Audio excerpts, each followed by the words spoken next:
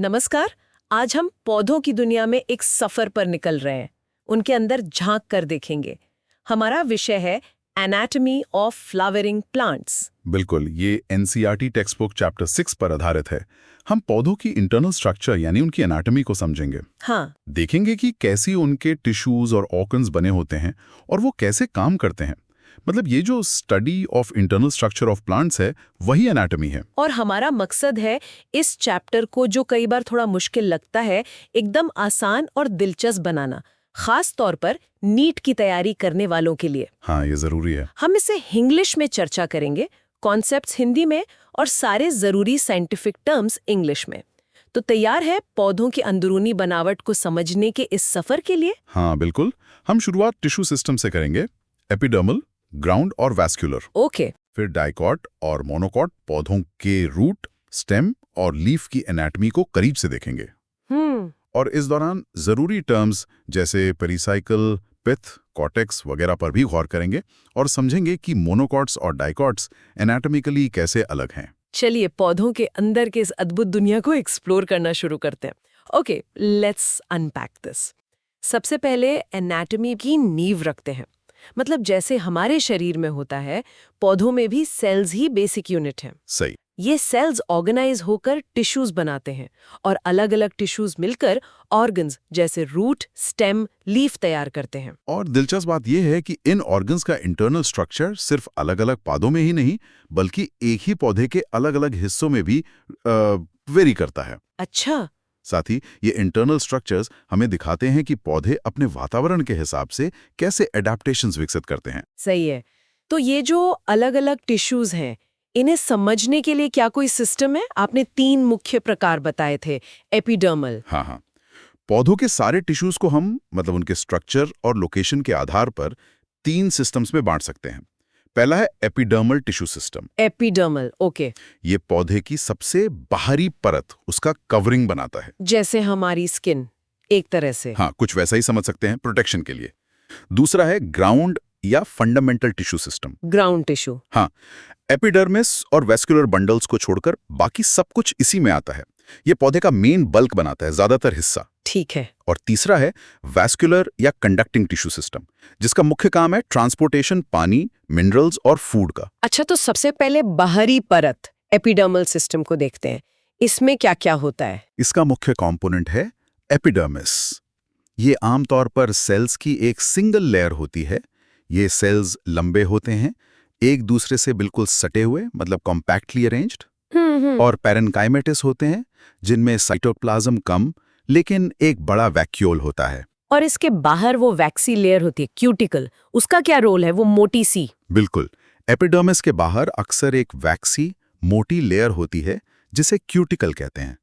इसका सबसे जरूरी काम है पानी के लॉस को रोकना, यानी ट्रांसपिरेशन कम करना।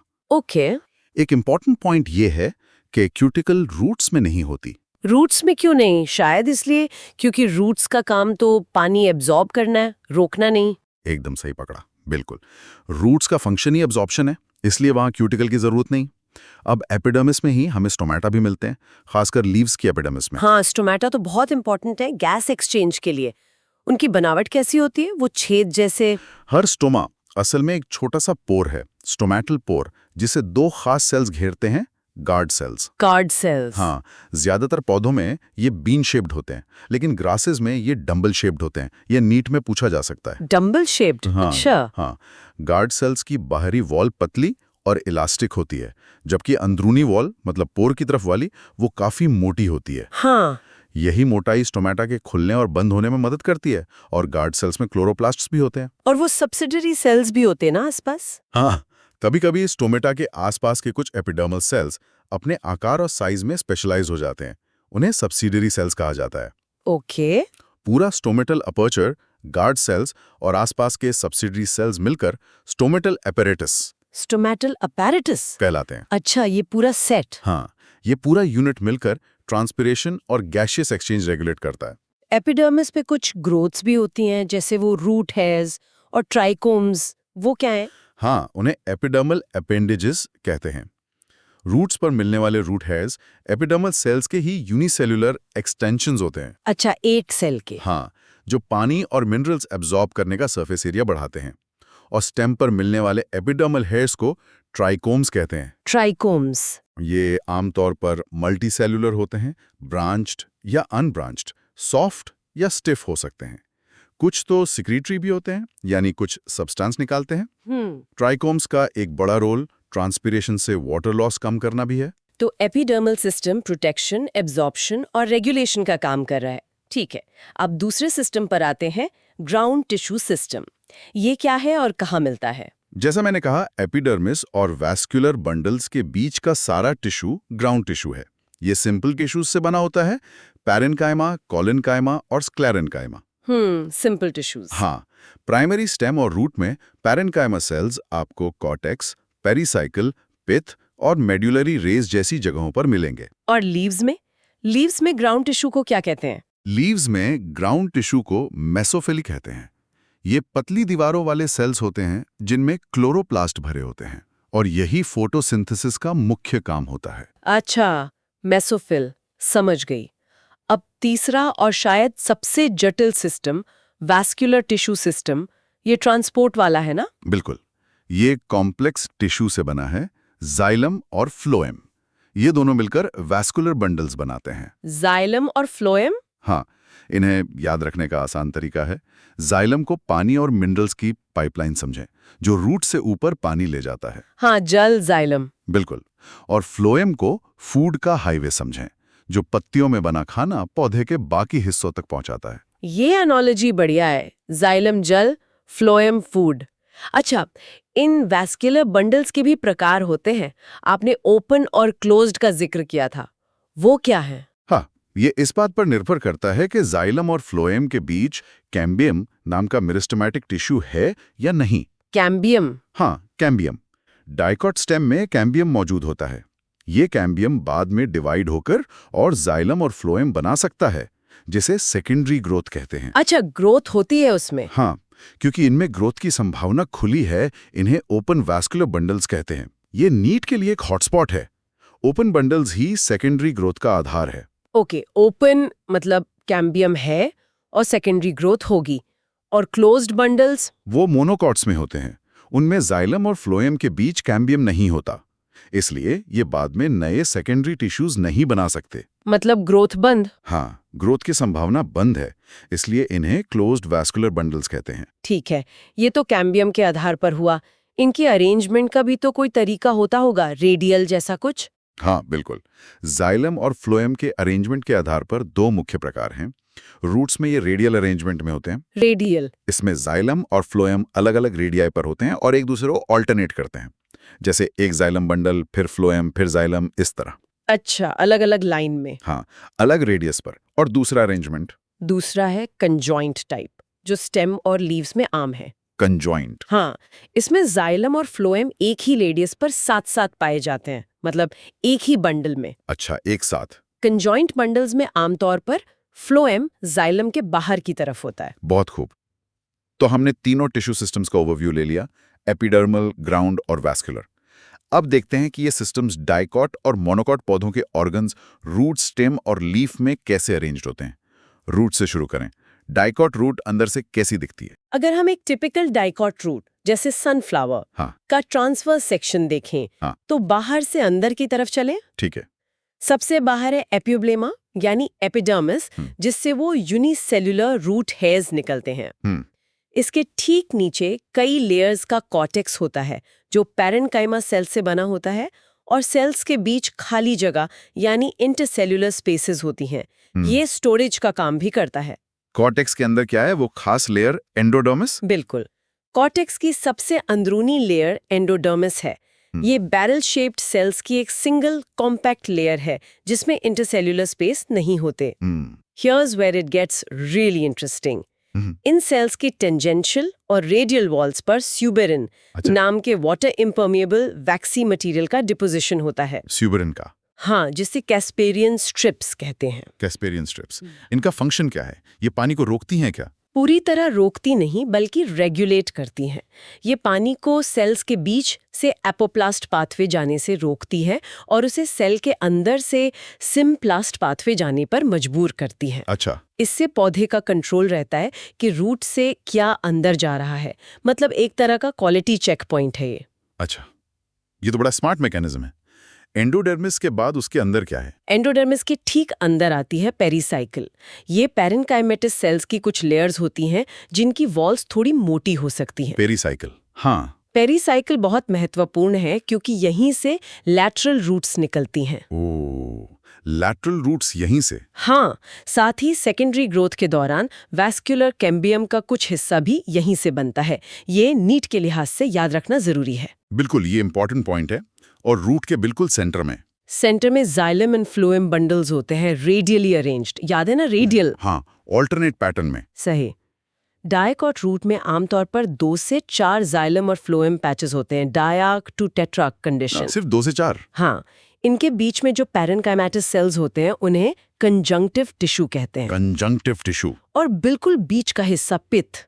डायकॉट रूट में या तो बहुत छोटा स्मॉल होता है या होता ही नहीं, इनकंस्पिक्यूअस। पित्त छोटा होता है। हाँ, और एंडोडर्मिस के अंदर के सभी टिश्यूज, पेरिसाइकिल, वैस्कुलर बंडल्स और पित्त, इन सबको मिलाकर स्टील कहते हैं। Okay, steel.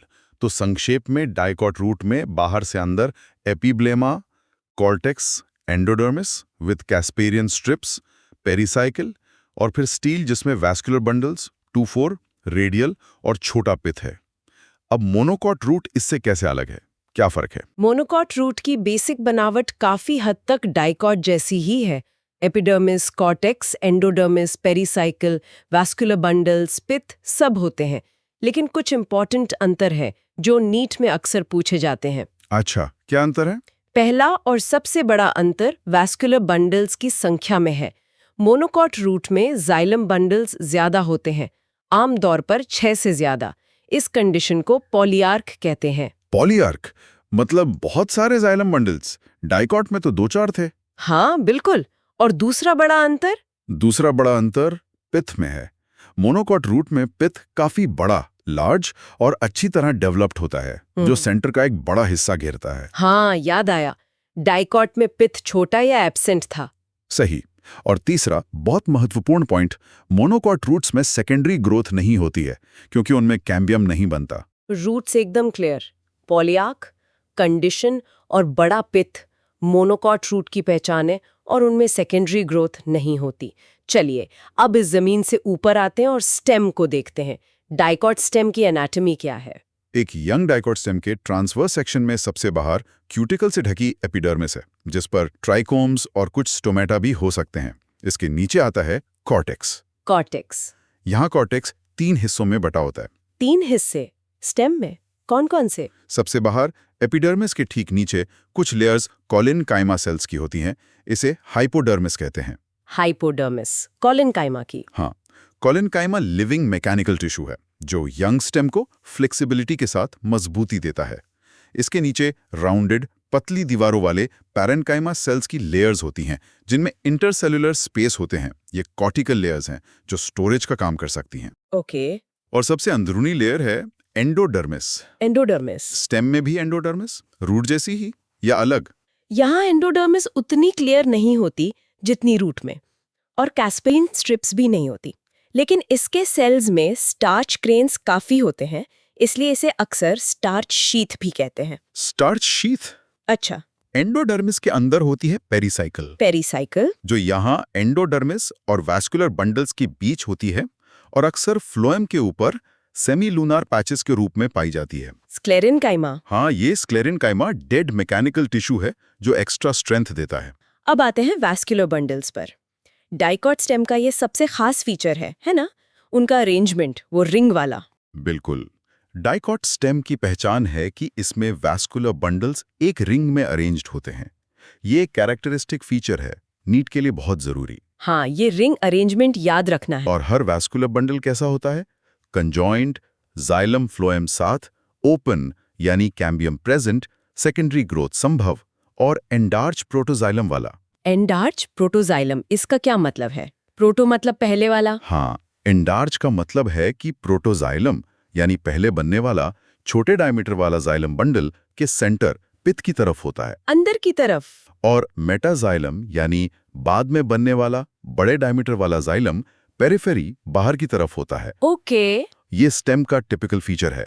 रूट्स में एग्जार्क होता है, मतलब प्रोटोजाइलम बाहर। अच्छा, रूट में उल्टा। हाँ, वैस्कुलर बंडल्स के रिंग के बीच बीच में रेडियली अरेंज पैरेन्काइमेटस सेल्स की पट्टियां होती हैं, जिन्हें मेडुलरी रेस कहते हैं। Medullary race. ये पानी और फूड के रेडियल कंडक्शन में मदद करती हैं। और रिंग के सेंटर में एक बड़ा सा पित्त होता है जो पैरेन्काइमेटस सेल्स का बना होता है और स्टोरेज का काम करता है। Wow, ring arrangement, open bundles, एंडार्क xylem, ये सब डाइकॉट स्टेम की पहचान है। अब मोनोकॉट स्टेम इससे कैसे अलग है? यहाँ भी बड़े अंतर होंगे। हाँ, मोनोकॉट स्टेम में काफी बड़े अंतर हैं। पहला, हाइपोडर्मिस कोलेनकाइमेटस नहीं बल्कि स्क्लेरेनकाइमेटस होती है। स्क्लेरेनकाइमा की, डाइकॉट में कोलिनकाइमा थी। हाँ, स्क्लेरेनकाइमा ज्यादा रिजिड सपोर्ट देता है। दूसरा और सबसे बड़ा अंतर, वैस्कुलर बंडल्स रिंग में नहीं होते बल्कि पूरे ग्राउंड टिश्यू में बिखरे हुए रहते हैं। बिखरे हुए जैसे चॉकलेट चिप कुकी में चिप्स बिखरे होते हैं। हाँ, सही एनालॉजी है। पेरिफेरी के तरफ वाले बंडल्स छोटे और ज्यादा होते हैं, सेंटर वाले बड़े और कम होते हैं। बिखरे हुए बंडल्स। तो क्या ये ओपन होते हैं या क्लोज्ड? मोनोकॉट है तो क्लोज्ड। बिल्कुल सही। मोनोकॉट स्टेम में वैस्कुलर बंडल्स कंजॉइंट और क्लोज्ड होते हैं। क्लोज्ड मतलब कैम्बियम एब्सेंट, इसलिए मोनोकॉट स्टेम में सेकेंडरी ग्रोथ नहीं होती। हाँ, सेकेंडरी ग्रोथ नहीं होगी। और हर बिखरा हुआ वैस्कुलर बंडल एक मोटी स्क्लेरेनकाइमेटस बंडल शीट से घिरा होता है, जो उसे और मजबूती देती है। अच्छा, बंडल शीथ भी स्क्लेरेनकाइमा की। और कोई खास बात मोनोकॉट स्टेम की नीट के लिए? हाँ, दो और पॉइंट्स। मोनोकॉट स्टेम में फ्लोएम पैरेन्काइमा एब्सेंट होता है, ये नोट कर लीजिएगा। Phloem parenchyma absent, okay. और इनके वैस्कुलर बंडल्स में अक्सर एक बड़ी साफ वाटर कंटेनिंग कैविटी पाई जाती है जो प्रोटोजाइलम के डिसइंटीग्रेशन से बनती है। वाटर कैविटी, ये भी खास है। हाँ, साथ ही मोनोकॉट स्टेम में ग्राउंड टिश्यू डिफरेंशिएटेड नहीं होता, यानी आप कॉर्टेक्स, एंडोडर्मिस, पेरिसाइकल, पित्त को अलग अलग नहीं पहचान सकते। सब एक जैसा बड़ा पैरेन्काइमेटस ग्राउंड टिश्यू होता है। बहुत अच्छे से समझ आया। स्क्लेरेनकाइमेटस हाइपोडर्मिस, बिखरे हुए क्लोज्ड वैस्कुलर बंडल्स और undifferentiated ground tissue monocot stem के की फीचर्स है। रूट्स और स्टेम हो गए, अब पौधे के किचन यानी लीफ की बात करते हैं। पहले डाइकॉट लीफ, जिसे डॉर्सोवेंट्रल लीफ भी कहते हैं। ऐसा क्यों? डॉर्सीवेंट्रल इसलिए क्योंकि इसकी डॉर्सल अपर एडैक्सियल और वेंट्रल लोअर एबैक्सियल सरफेस आमतौर पर अलग दिखती हैं, खासकर लाइट और स्टोमेटा के डिस्ट्रीब्यूशन में। अच्छा, ऊपर नीचे से अलग। हाँ, इसका वर्टिकल सेक्शन देखें तो 3 हिस्से दिखते हैं, एपिडर्मिस, मीजोफिल और वास्कुलर सिस्टम यानी वेन्स। ठीक है। दोनों एपिडर्मिस पर क्यूटिकल है। एक खास बात, स्टोमेटा लोअर एपिडर्मिस पर बहुत ज्यादा होते हैं, जबकि अपर एपिडर्मिस पर या तो बहुत कम होते हैं या होते ही नहीं। अच्छा, नीचे ज्यादा स्टोमेटा क्यों? शायद डायरेक्ट सनलाइट से बचने और वाटर लॉस कम करने के लिए। बिल्कुल सही, एकदम लॉजिकल है। लोअर साइड पर स्टोमेटा होने से डायरेक्ट हीट और विंड का असर कम होता है, जिससे ट्रांसपिरेशन कंट्रोल में रहता है। स्मार्ट। अब आते हैं मेसोफिल पर, जो दोनों एपिडर्मिस के बीच का ग्राउंड टिश्यू है। ये पेरेन्काइमा सेल्स का बना है और क्लोरोप्लास्ट से भरपूर है, क्योंकि यहीं फोटोसिंथेसिस होता है। Photosynthesis factory. हाँ, डाइकॉट लीफ में ये मेसोफिल 2 तरह के टिश्यू में डिफरेंशिएटेड होता है। हाँ, पैलिसेड और स्पंजी पैरेन्काइमा। इनमें क्या फर्क है? दिखने में कैसे अलग हैं? पैलिसेड पैरेन्काइमा अपर एपिडर्मिस के ठीक नीचे होता है। इसके सेल्स लंबे होते हैं और वर्टिकली एक दूसरे के पैरेलल अरेंज होते हैं, जैसे खंबे लगे हों। पिलर जैसे। हाँ, और इनमें क्लोरोप्लास्ट भी ज्यादा होते हैं। स्पॉन्जी पैरेन्काइमा पैलिसेड लेयर के नीचे से लेकर लोअर एपिडर्मिस तक फैला होता है। इसके सेल्स ओवल या राउंड होते हैं और लूजली अरेंज्ड होते हैं, जिनके बीच बहुत सारे बड़े खाली स्पेस और एयर कैविटीज होती हैं। स्पंजी मतलब खाली जगह ज्यादा। तो ये डिवीजन क्यों? पैलिसेड ऊपर, स्पंजी नीचे, कुछ खास वजह? What's fascinating here is ये डिवीजन बहुत एफिशिएंट है। ऊपर वाले tightly packed palisade cells maximum sunlight capture करते हैं फोटोसिंथेसिस के लिए। अच्छा, लाइट पकड़ने के लिए। और नीचे वाले लूजली अरेंज्ड स्पॉन्जी सेल्स और air cavities gaseous exchange CO2 अंदर O2 बाहर के लिए रास्ता बनाते हैं, जो स्टोमेटा से कनेक्टेड होता है। हाँ, हवा आने जाने के लिए। बिल्कुल, ये एक बेहतरीन डिवीजन ऑफ लेबर है, काम का बंटवारा। कमाल है। और वैस्कुलर सिस्टम यानी वेन्स, पत्तियों में जो नसें दिखती हैं। वैस्कुलर सिस्टम में वैस्कुलर बंडल्स होते हैं जो वेन्स और मिडरिब में पाए जाते हैं। बंडल्स का साइज वेन्स की मोटाई पर निर्भर करता है। डाइकॉट लीव्स में रेटिकुलेट वेनेशन होता है ना, जाल जैसा, हाँ, जाल होता है। जिसमें मोटी और पतली वेन्स का जाल होता है। हर bundle thick walled bundle sheath cells की एक लेयर से घिरा होता है। Okay, bundle sheets. Vascular bundle conjoint और क्लोज्ड होते हैं, और जाइलम हमेशा अपर एडैक्शियल साइड की तरफ और फ्लोएम लोअर एबैक्शियल साइड की तरफ होता है।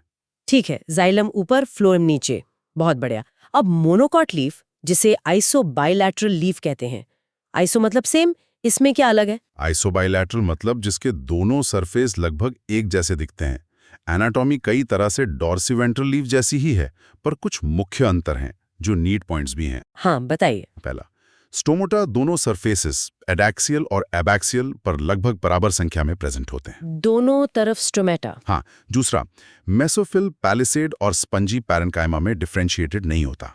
सारे मेसोफिल सेल्स लगभग एक जैसे होते हैं, कोई डिवीजन नहीं। अच्छा, कोई पहले से कोई स्पंजी नहीं।